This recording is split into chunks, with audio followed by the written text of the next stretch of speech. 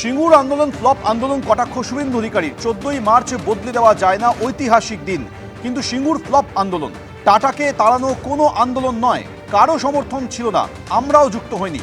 নন্দীগ্রাম দিবসে সিঙ্গুর নিয়ে ইঙ্গিতপূর্ণ মন্তব্য বিরোধী দলনেতার।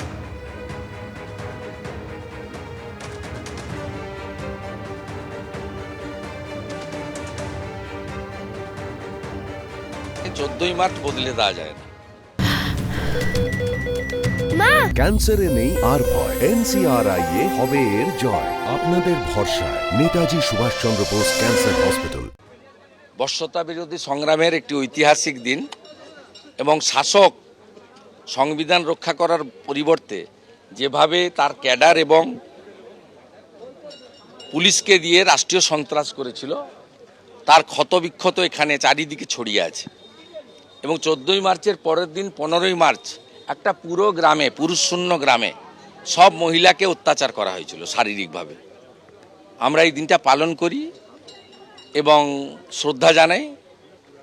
আন্দোলনের সঙ্গে যারা ছিলেন তারা যে দলই করুন না কেন, তাদেরকেও অনুরোধ করি, আমরা জানাই যে আসুন সবাই মিলে করুন। আজকের দিনে রাজনীতির কোনো জায়গা নেই, কিন্তু শাসক বদলেছে, ব্যবস্থা বদলায়নি।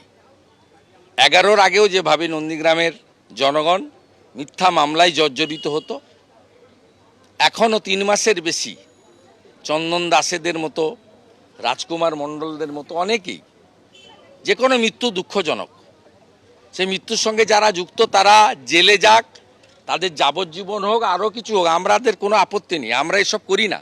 সনাতনীদের শরীরে এসব রক্ত নেই। কিন্তু এই যে ভোটার লিস্ট ধরে ধরে সিপিএম যা করতো, এখানে এখনও সেই ব্যবস্থা চলছে। প্রায় 400-র বেশি মামলা নন্দীগ্রামে মূলত হিন্দুদের উপরে হয়েছে।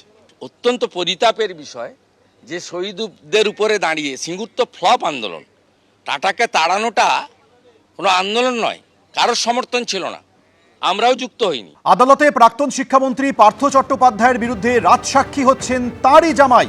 প্রাথমিক নিয়োগ দুর্নীতিতে ইডির মামলায় রাজসাক্ষী হচ্ছেন পার্থ চট্টোপাধ্যায়ের জামাই কল্যাণময় ভট্টাচার্য। বিস্তারিত বলবেন প্রকাশ সিং, আমাদের প্রতিনিধি। প্রকাশ। সোমেন, যেটা আমরা জানতে পারছি যে কল্যাণময় ভট্টাচার্য, তিনি পার্থ চট্টোপাধ্যায় প্রাক্তন শিক্ষামন্ত্রীর জামাই, তিনি দুদিন আগেই ব্যাংশাল কোর্টের ইডি স্পেশাল কোর্টে আবেদন জানিয়েছেন এবং তিনি জানিয়েছেন যে তিনি এই মামলায় রাজসাক্ষী হতে চান। তুমি জানো যে কল্যাণময় ভট্টাচার্য পার্থ চট্টোপাধ্যায় জামাই, তার বিরুদ্ধেও কিন্তু চার্জশিট করা হয়েছিল। কিন্তু যেটা আমরা দেখতে পাচ্ছি যে দুদিন আগেই কল্যাণময় ভট্টাচার্য কোর্টে আবেদন জানিয়েছেন এবং আবেদন জানিয়ে কোর্টকে জানিয়েছেন যে তিনি রাজসাক্ষী হতে চান। অর্থ এই গোটা দুর্নীতির মামলায় সেখানে কোটি কোটি টাকার লেনদেনের অভিযোগ রয়েছে। তুমি জানো ইডি চার্জশিটে কিন্তু পার্থ চট্টোপাধ্যায়ের বিরুদ্ধে যে অভিযোগ ছিল যে কয়েক কোটি টাকা তিনি কিন্তু বাবলি চ্যাটার্জি ইন্টারন্যাশনাল যে স্কুল বানানো হয়েছিল, সেখানে নগদ টাকা নিজের জামাই কল্যাণময় ভট্টাচার্যকে দিয়েছিলেন। এবং সেই মর্মেই কিন্তু কল্যাণময় ভট্টাচার্যর বয়ান কিন্তু খুবই ইম্পর্টেন্ট। এবার কিন্তু আমরা জানতে পারছি যে তিনি, অর্থাৎ কল্যাণময় ভট্টাচার্য পার্থ চট্টোপাধ্যায় জামাই, তিনি কোর্টকে জানিয়েছেন যে তিনি কোনো চাপ নেই, অর্থাৎ তাকে কেউ বাধ্য করেনি, তিনি সদিচ্ছায় কিন্তু বয়ান দিতে চান, অর্থাৎ সদিচ্ছায় তিনি রাজসাক্ষী হতে চান। এই মর্মে তিনি আবেদন জানিয়েছেন। কোর্টকে তিনি জানিয়েছেন যে তিনি বয়ান দিয়ে কোর্টকে জানাতে চান যে কিভাবে দুর্নীতি হয়েছে, দুর্নীতির টাকা কিভাবে পাচার করা হয়েছে এবং কোথায় লাগানো হয়েছে, অর্থাৎ কোথায় এই দুর্নীতির নগদ টাকা, কোটি কোটি টাকা ইনভেস্ট করা হয়েছে। এবং সেই আবেদনের পরেই কিন্তু আমরা যেটা জানতে পারছি যে ব্যাংশাল কোর্টের ইডি স্পেশাল কোর্ট অনুমতি দিয়েছে যে পার্থ চট্টোপাধ্যায় জামাই কল্যাণময় ভট্টাচার্য তার গোপন জবানবন্দি রেকর্ড করা হবে, অর্থাৎ রাজসাক্ষী হিসেবে তার গোপন জবানবন্দি রেকর্ড করা হবে। তুমি জানো যে এর আগে কিন্তু চার্জশিট জমা পড়েছিল, সেখানে ইডির তরফে কিন্তু কল্যাণময় ভট্টাচার্যর একাধিক বয়ানের কপি জমা দেওয়া হয়েছিল এবং সেই বয়ানের কপিতে কল্যাণময় ভট্টাচার্য তিনি কিন্তু বয়ান দিয়েছিলেন ইডির সামনে যে তাকে কিন্তু পার্থ চট্টোপাধ্যায় কোটি কোটি টাকা দিয়েছিলেন সেই স্কুল বানানোর জন্য, এবং সেই টাকা কিভাবে তিনি কাকে দিয়েছেন সেই বিস্তারিত তথ্য সেখানে ছিল। কিন্তু এবার যেটা জানতে পারছি আমরা যে পার্থ চট্টোপাধ্যায় জামাই কল্যাণময় ভট্টাচার্য তিনি কিন্তু রাজসাক্ষী হচ্ছেন, অর্থাৎ পার্থ চট্টোপাধ্যায়ের বিরুদ্ধে তার নিজের জামাই কল্যাণময় ভট্টাচার্য তিনি কিন্তু রাজসাক্ষী হচ্ছেন। তিনি নিজেই কিন্তু কোর্টে আবেদন জানিয়েছেন এবং আবেদন জানিয়ে তিনি কোর্টের কাছে আবেদন করেছেন যে তিনি রাজসাক্ষী হিসেবে বয়ান দিতে চান এবং কোর্টকে জানাতে চান যে কিভাবে এই গোটা দুর্নীতি হয়েছে, টাকা কোথায় গেল। তুমি জানো ইডির যে প্রাথমিক নিয়োগ দুর্নীতি মামলা, সেই মামলার ইতিমধ্যেই বিচার প্রক্রিয়া শুরু হয়েছে। একাধিক সাক্ষীদের বয়ান রেকর্ড করা হয়েছে। তার মধ্যেই পার্থ চট্টোপাধ্যায় জামাই কল্যাণময় ভট্টাচার্যর এই ধরনের আবেদন, অর্থাৎ তিনি যে রাজসাক্ষী হতে চান, খুবই গুরুত্বপূর্ণ বলে ইডি আধিকারিকরা মনে করছে। এবং ইতিমধ্যেই আমরা যেটা জানতে পারছি, কোর্টের তরফে অনুমতি দেওয়া হয়েছে, অর্থাৎ কোর্টে যে আবেদন পার্থ চট্টোপাধ্যায় জামাই কল্যাণময় ভট্টাচার্য জানিয়েছেন, সেই ব্যাপারে কিন্তু কোর্টের অনুমতি পাওয়া যাচ্ছে। আগামী দিনে কিন্তু কোর্টে জবানবন্দি রেকর্ড করা হবে, অর্থাৎ পার্থ চট্টোপাধ্যায় জামাই কল্যাণময় ভট্টাচার্যর জবানবন্দি রেকর্ড করা হবে, গোপন জবানবন্দি রেকর্ড করা হবে এবং কিভাবে এই গোটা দুর্নীতি মামলায় পার্থ চট্টোপাধ্যায়ের ইনভলভমেন্ট রয়েছে, পার্থ চট্টোপাধ্যায় কিভাবে চাকরি বিক্রি করার যে টাকা, ঘুষের টাকা, কোটি কোটি টাকা কাকে দিয়েছিলেন, কিভাবে দিয়েছিলেন, কল্যাণময় ভট্টাচার্যকে তিনি কত টাকা দিয়েছিলেন, এবং সেই টাকা কাদের কাছে পৌঁছে গেছিল। তুমি জানো ইতিমধ্যেই কিন্তু ইডি সূত্রের খবর আমরা আগেই জানতে পেরেছি যে বাবলি মেমোরিয়াল চ্যাটার্জি স্কুল, সেই স্কুল বানানো হয়েছিল, সেখানে কিন্তু কোটি কোটি টাকা, নগদ টাকা কিন্তু পার্থ চট্টোপাধ্যায় নিজে জামাইকে দিয়েছিলেন এবং সেই টাকা দিয়েই কিন্তু সেই স্কুল বানানো হয়েছে।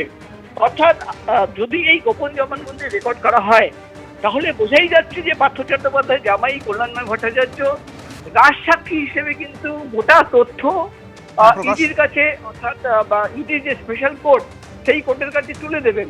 এবং গোটা বিচার প্রক্রিয়ায় ইডি অফিসাররা মনে করছেন যে পার্থ চট্টোপাধ্যায় জামাই কল্যাণময় ভট্টাচার্যর এই যে বয়ান, রাজসাক্ষী হিসেবে যে বয়ান, সেটা কিন্তু বিচার প্রক্রিয়ায় খুবই গুরুত্বপূর্ণ।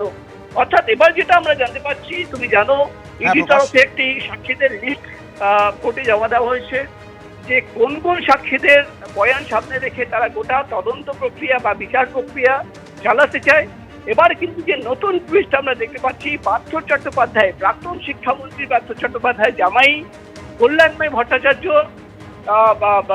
তিনি কিন্তু এবার কোর্টে আবেদন জানিয়েছেন যে তিনি রাজসাক্ষী হতে চান এবং রাজসাক্ষী হয়ে তিনি কোর্টকে জানাতে চান যে কিভাবে দুর্নীতি হয়েছে, দুর্নীতির টাকা, কোটি কোটি টাকা কিভাবে কোথায় গেছে এবং গোটা দুর্নীতিতে পার্থ চট্টোপাধ্যায়ের কি ইনভলভমেন্ট, সেই তথ্যও কিন্তু পার্থ চট্টোপাধ্যায় জামাই কল্যাণময় ভট্টাচার্য তিনি গোপন জবানবন্দি দিয়ে কোর্টকে জানাতে চান।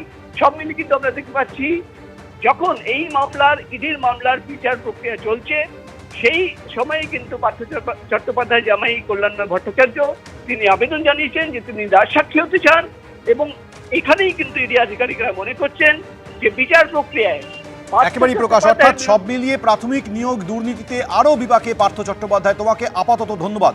তার জামাই রাজসাক্ষী হতে চেয়ে আদালতের কাছে আবেদন জানিয়েছেন। আর এরপরই প্রাক্তন কংগ্রেস সাংসদ অধীর চৌধুরী আবার কটাক্ষ করে বলছেন, জামাইয়ের মনে হয়েছে শ্বশুর মশাইয়ের বেশি বেশি অন্যায় হয়েছে, তাই সাক্ষী দিচ্ছে। বাংলার ঘরে ঘরে প্রতিবাদ হোক, আমরা চাই। আর কি বললেন শুনুন। জামাইয়ের মনে হয়েছে যে শ্বশুর মশাই বেশি বেশি অন্যায় করেছে, তাই হয়তো সাক্ষী দিচ্ছে। বাংলা এরকম ঘরে ঘরে প্রতিবাদ হোক, আমরা চাই। কিন্তু শুধুমাত্র পার্থ চট্টোপাধ্যায়কে দিয়েই এ সমস্যার সমাধান করবার কোনো প্রচেষ্টা সফল হতে পারে না। পার্থ চট্টোপাধ্যায় সেও কিন্তু একটা, মানে যদি হুইল হয়, সে হুইলের একটা স্পোক। হুইলটা হচ্ছে দুর্নীতির হুইল, দুর্নীতির চক্র। সে দুর্নীতির চক্রের এক একটা করে স্পোক। অর্থাৎ বাংলা জুড়ে এই দুর্নীতিমুক্ত কবে হবে, তার জন্য বাংলার মানুষ অপেক্ষায় থাকবে।